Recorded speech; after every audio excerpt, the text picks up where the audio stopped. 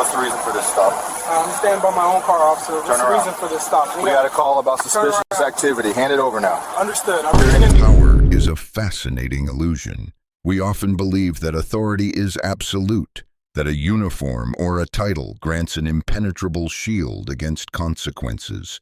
But the truth is, true authority doesn't come from a piece of metal pinned to a chest. It comes from the law, from the Constitution, and from the unwavering demand for accountability. Have you ever witnessed a moment where someone's ego completely blinded them to reality? A moment where a simple, avoidable mistake spirals into a life-altering catastrophe? Keep that feeling in mind, because today we are unpacking a story that proves just how fragile untested authority really is. Before we unravel how a routine Saturday afternoon shattered an entire police department, take a second to let me know in the comments, do you think a badge should come with absolute immunity or absolute responsibility? The biting wind of an Illinois winter whipped through the sprawling parking lot of the Oakbrook Center. It was a chaotic Saturday, the kind of frantic holiday shopping weekend where patience is thin and parking spots are a luxury. Marcus Sterling was exhausted. At 58 years old, he possessed a quiet, unshakable gravity. He was a man who carried the immense weight of the American justice system on his shoulders. Within the oak-paneled walls of the federal courthouse, he was known for his razor-sharp intellect and his absolute refusal to tolerate procedural incompetence. As a sitting United States District Judge, he spent his days dissecting constitutional law, sentencing organized crime figures, and holding powerful institutions accountable. But today, he wasn't wielding a gavel. He was just a grandfather trying to survive the holiday rush. Dressed in a heavy charcoal wool peacoat and a modest scarf, Marcus pushed his cart toward his vehicle, a sleek black luxury SUV. He was methodically loading bags into the trunk, his mind already drifting to the warmth of his fireplace at home. He was simply existing, participating in the same mundane chore as thousands of other shoppers. A few aisles away, the heater in a municipal patrol cruiser was blasting. Inside sat Officer Kyle Bennett. 5 years on the force had hardened him, perhaps a little too much. Bennett wasn't necessarily a monster, but he was a product of a deeply flawed ecosystem. He had developed a dangerous habit of letting his ego dictate his policing, operating on gut feelings and unchecked biases rather than concrete legal doctrine. His supervisors had a long history of looking the other way when his stops skirted the edge of constitutional bounds. The dispatch radio crackled, interrupting the monotonous hum of the cruiser's engine. It was a low-priority call, a vague tip from a paranoid caller reporting a suspicious individual lingering around expensive vehicles. There was no mention of broken glass, no description of a theft in progress, just a profound misjudgment fueled by a caller's unfounded assumption. As Bennett slowly navigated his cruiser down the crowded lane, his eyes locked onto Marcus. The veteran officer didn't see a tired shopper organizing his purchases. Guided by a toxic cocktail of bias and presumption, Bennett saw a target. He didn't bother to run the license plate of the SUV. If he had taken those 3 seconds, the glowing screen of his onboard computer would have immediately flagged the vehicle as belonging to a high-ranking federal official. Instead, adrenaline masked as duty took over. Bennett saw an opportunity to assert his dominance.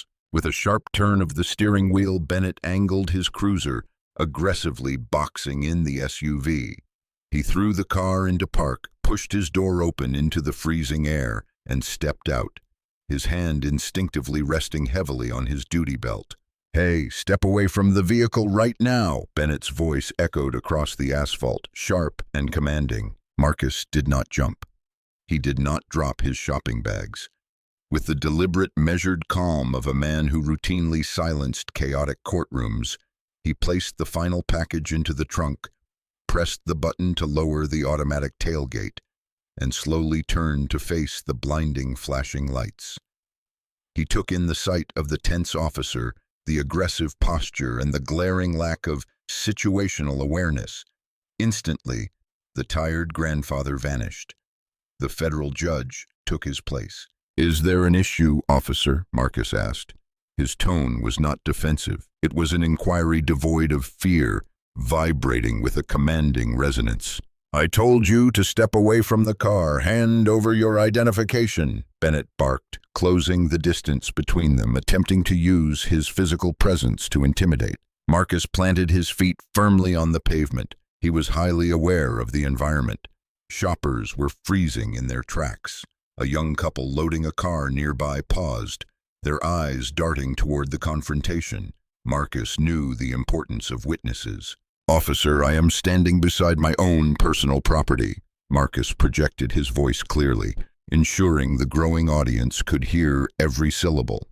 "You are currently detaining me. Under established Supreme Court precedent, specifically Terry versus Ohio, you are legally obligated to articulate a reasonable, particularized suspicion that a crime is being committed. What exactly is your legal suspicion?" For a fraction of a second, the gears in Bennett's mind ground to a halt. He was entirely accustomed to panic, stuttering, and submission. He was not prepared for a masterclass in Fourth Amendment jurisprudence delivered in a mall parking lot. The unexpected pushback felt like a direct assault on his authority.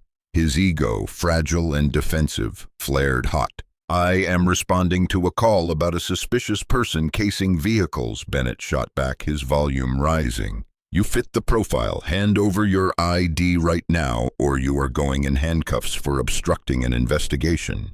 "Asserting my constitutional rights is not obstruction," Marcus stated with chilling precision. He briefly made eye contact with a teenager standing a few yards away who had just raised a smartphone, the red recording light blinking. "Existing under your misjudgment is not a violation of the penal code. However, since you are actively choosing to escalate an unlawful detainment, I will comply. I am now going to slowly reach into my interior coat pocket. I am going to produce my wallet. I want you to see exactly who you are harassing." Marcus's movements were intentionally glacial. He withdrew a worn leather wallet and held it out. Bennett, completely engulfed by adrenaline and pride, snatched it aggressively from the older man's hand. He flipped it open. Right there, secured opposite the driver's license, gleamed a heavy, immaculate gold and silver shield. The engraved lettering was unmistakable: United States District Judge. Bennett stared at the metal.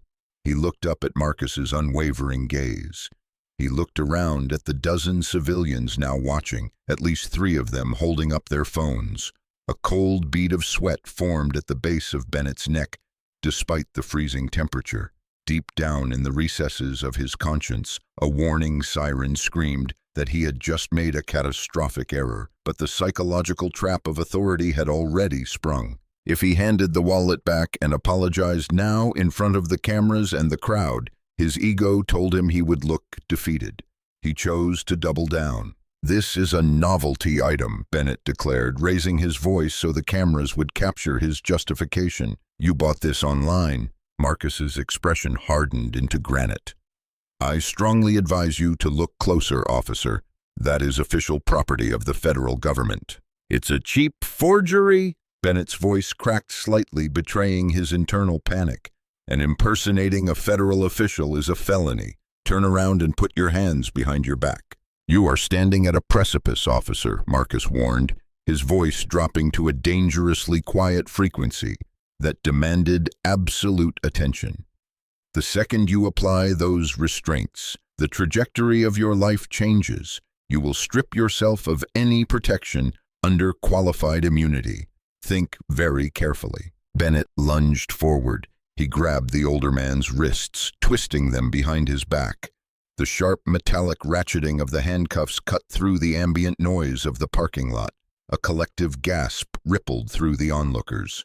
"He literally showed you his ID," a woman yelled from the sidewalk. "I'm recording everything," a younger voice chimed in. Marcus offered zero physical resistance.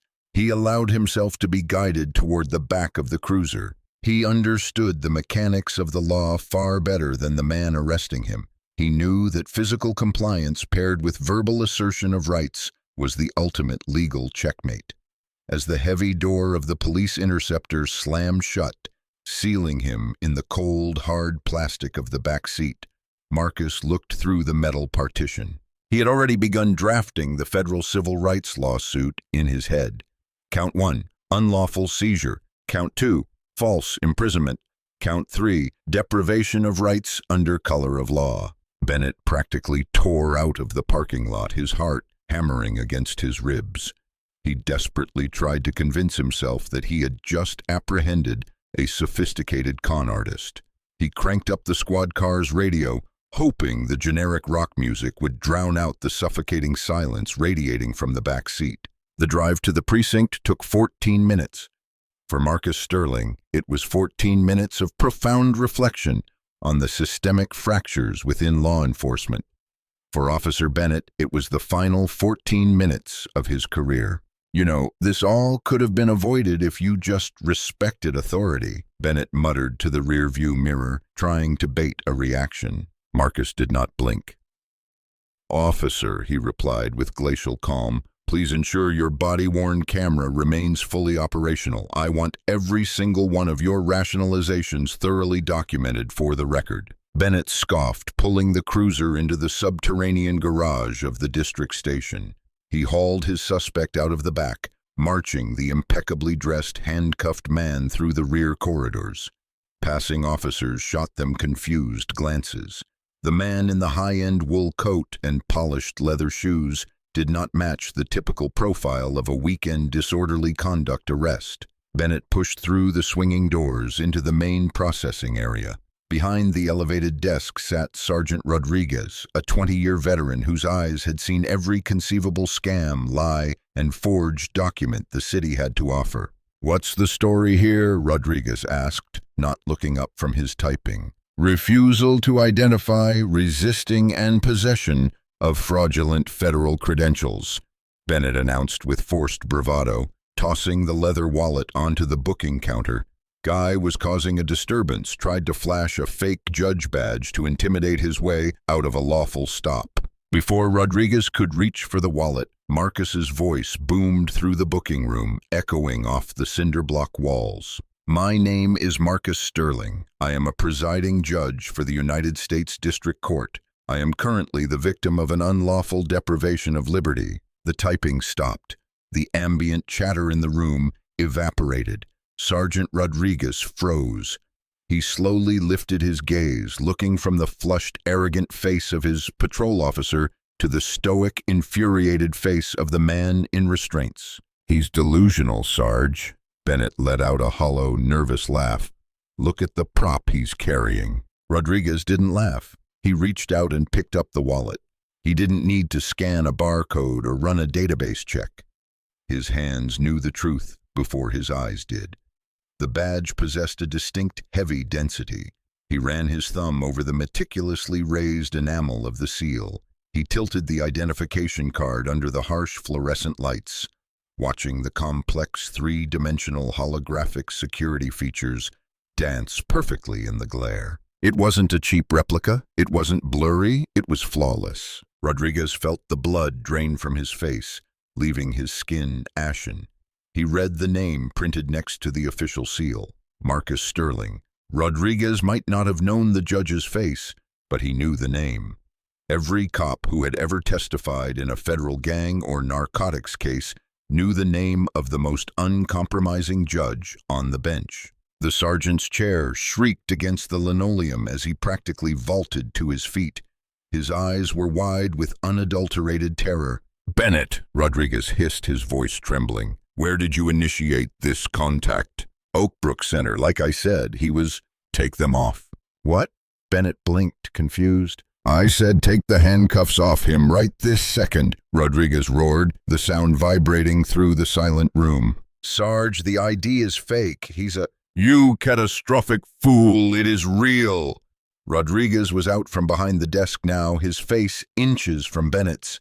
"That is a sitting federal judge." The entire precinct seemed to stop breathing. Bennett's arrogant posture collapsed entirely. The color vanished from his cheeks, replaced by a sickly, terrifying pallor. He fumbled for his keys, his hands shaking so violently he dropped them on the floor. Rodriguez shoved him aside, scooping up the keys and rapidly unlocking the steel bracelets himself. Marcus slowly brought his hands forward, massaging his deeply creased wrists. He didn't yell. He didn't curse. He simply looked at the trembling sergeant. "I appreciate your intervention, Sergeant," Marcus said evenly. "I expect your precinct captain is currently on duty." "Yes, Your Honor. I will get him immediately." "Excellent. Bring him here, and I highly suggest he brings the city's legal counsel on the line." Bennett backed against the wall, his chest heaving. The illusion of his power had shattered, leaving only the terrifying reality of his actions. But the nightmare was only just beginning. Upstairs, the phones began to ring. First, the dispatch lines, then the administrative desks, then the captain's personal cell phone. The internet moves infinitely faster than police bureaucracy. The video recorded by the teenager in the parking lot had been uploaded to social media. Within 30 minutes, it had caught fire. The algorithm pushed it relentlessly. The caption read, "Ego-tripping cop arrests federal judge over baseless assumptions." By the time Captain Miller burst out of his office and sprinted down the stairs, the footage had surpassed 1 million views. The court of public opinion was already in session, and the verdict was unanimous outrage. 10 minutes later, the atmosphere inside the captain's office was suffocating. Bennett stood perfectly still in the corner, looking like a ghost. Marcus Sterling sat comfortably in a leather armchair, exuding total control. Captain Miller sat behind his desk, watching the viral footage on his tablet, his head in his hands. Miller watched the video loop. He watched his officer initiate contact without cause. He watched the polite presentation of credentials. He watched the badge get tossed aside like garbage. "You stated in your initial verbal brief that the subject was combative," Miller whispered, his voice laced with venom as he glared at Bennett. "Sir, he was challenging my lawful orders," Bennett choked out. "He was challenging your profound incompetence," Miller erupted, slamming the tablet onto the desk. "He is completely stationary. His hands are visible. He provides official government identification." "I thought it was fraudulent, Captain." "That is because you lack the judgment required to wear that uniform." Miller was breathing heavy. He turned to the judge, his demeanor instantly shifting to desperate appeasement. "Your Honor, there are no words to express my apologies. This is an aberration. We will expunge the arrest record immediately. You are free to go with our deepest regrets." "No." The single word hung in the air like a guillotine blade. "Excuse me, Your Honor." "I said no," Marcus replied, standing up. "You will not expunge a single document. I want the arrest report finalized. I want it time-stamped. I want all body-worn camera data, dash camera data, and the original dispatch audio secured on an encrypted external drive by the end of the hour. Any attempt to alter or delete this data will be met with federal obstruction charges." Bennett shifted his weight nervously. "Captain, I can submit a supplemental report to clarify." "You will not write a single word," Marcus interrupted, his gaze piercing through the disgraced officer. "Any supplemental documentation you create now is a blatant attempt to manufacture probable cause after the fact. Officer Bennett, you have the right to remain silent. It would be remarkably wise for you to utilize it." Marcus walked toward the office window. Down on the street, news vans with satellite dishes were already aggressively hopping the curbs. The flashing lights of television cameras illuminated the precinct steps. "This is not a localized incident, Captain," Marcus said, watching the media frenzy. "This is the symptom of a systemic disease. I have seen the arrest data from this district pass through my courtroom. The unfounded stops, the aggressive escalations, the reliance on assumptions rather than evidence. Today, that operational model ends." Marcus turned toward the door. "I will collect my personal effects. And Captain, when the federal civil rights lawsuit lands on your desk on Monday morning, please note that Officer Bennett will be named in his individual capacity." When Monday morning dawned, the legal strike was devastating. A thick, meticulously drafted document was hand-delivered to the city's legal department. It was a 35-page masterpiece of constitutional litigation. Marcus hadn't hired a law firm. He had written the complaint himself over the weekend. He didn't just sue for his own false imprisonment. He demanded the entirety of the police department's stop and frisk data for the past half-decade. He demanded Officer Bennett's complete disciplinary history. He was putting the city's entire culture of policing on trial. The panic inside the city's legal headquarters was absolute. Internal Affairs, terrified of the national spotlight, audited Bennett's file over the weekend. The data was horrifying. Over 5 years, Bennett had initiated hundreds of stops based on suspicious behavior. The vast majority targeted individuals based on preconceived notions and biases. Barely any resulted in legitimate legal action. He had a dozen buried complaints for escalation and hostility. By Tuesday afternoon, Kyle Bennett was summoned to a sterile conference room. He arrived in a suit accompanied by union representation, hoping for a suspension. Instead, he was met by the chief of police and the director of human resources. "Officer Bennett," the chief began, his tone devoid of any sympathy. "We have cross-referenced your sworn written report against the high-definition footage from your body camera. You documented that the suspect aggressively refused to identify himself. The video explicitly proves he handed you his credentials. You documented that the subject was physically combative. The video proves he was entirely compliant." Bennett's union representative stared silently at the mahogany table. "You fabricated the details of an official law enforcement document," the chief continued. "That constitutes a Brady violation. Your credibility as a witness in any court of law is permanently destroyed. You are effectively useless to this department. You are terminated, effective immediately. Surrender your badge." Bennett was stripped of his career, his pension, and his identity. He walked out of the building an ordinary citizen, forever branded by his own hubris. But the reckoning for the city was just beginning. The viral video had caught the attention of Washington. The Department of Justice formally announced a sweeping, systemic investigation into the city's police practices. They weren't just looking at the officers on the street, they were targeting the supervisors who had allowed the toxic culture to thrive. Desperate to stop the bleeding, the city's attorneys begged for a settlement meeting. They slid a piece of paper across a boardroom table to Judge Sterling, offering $500,000, provided he sign a strict non-disclosure agreement. Marcus looked at the paper, then looked out the window at the skyline. "There will be no secrecy," Marcus stated firmly. "The citizens of this city have a fundamental right to know how their taxpayer funds are being utilized to cover for constitutional violations.